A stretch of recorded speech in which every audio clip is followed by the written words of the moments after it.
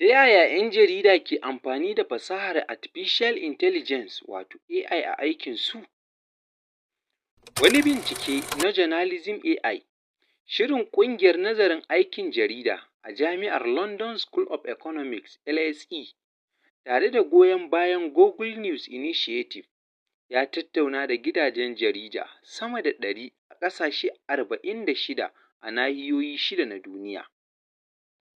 Abubuwan da aka gano sun bayyana tun bayan ɓullar sabbin kayan aikin Generative AI kamar ChatGPT da Google Bard, amfani da AI ya ƙaru sosai a fannoni da dama, ciki har da aikin jarida bai tsaya a gefe ba.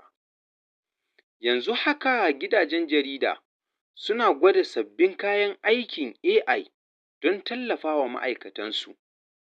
Ana amfani da AI wajen ƙirƙirar labarai, jawo hankalin jama'a a kafafen sada zumunta da kuma taimakawa ayyuka daban-daban a cikin gidan jarida.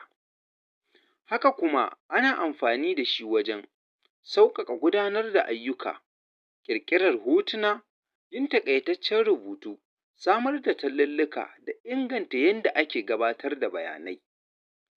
A wasu wurare, an kai har matakin ƙirƙirar mai gabatar da shiri gaba ɗaya na AI, tun daga yadda ake kallonsa, yadda yake magana har da irin muryar da yake da ita, duk AI ne, amma a ƙarƙashin kulawar ɗan adam.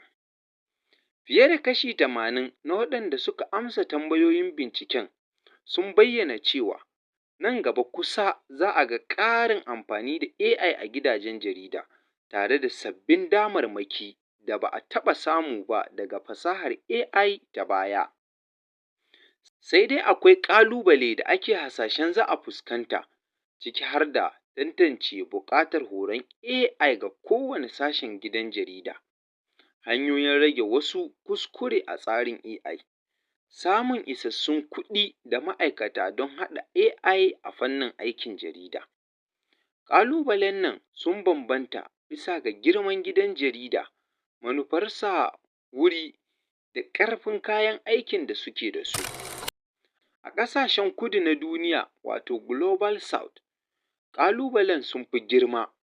Gidajen jarida da ba na harshen Turanci ba suna fama da matsalolin harshen a kayan aikin AI, da ƙwarewar amfani da shi a AI ɗin, da kuma ƙarancin ci gaban intanet a wasu yankuna. Idan ka ji daɗin wannan bidiyon, kar ka manta ka danna min like, subscribing da sharing. In kuma a Facebook kake kallo, kar ka manta da following ɗina. Na gode. Sunana Abdulrashid Rabi'u Rigasa, inkiya Alhaji Abdul Embassy.